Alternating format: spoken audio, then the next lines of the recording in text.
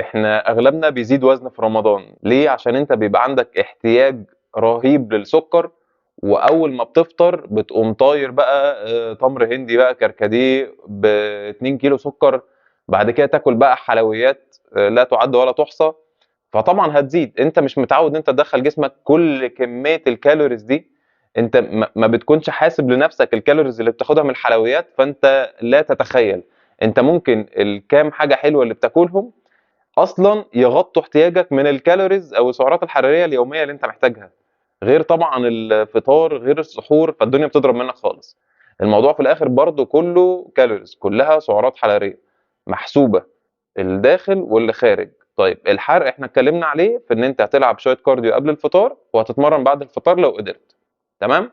طيب بقيه الاكل انت لازم تبقى حاسب نفسك سعرات الحراريه.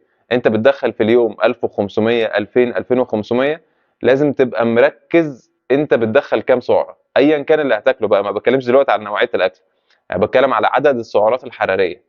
فلازم تبقى واخد بالك من اكلك، ولازم تبقى حاسب نفسك السعرات الحراريه، وبكده اكيد مش هتزيد في الوزن.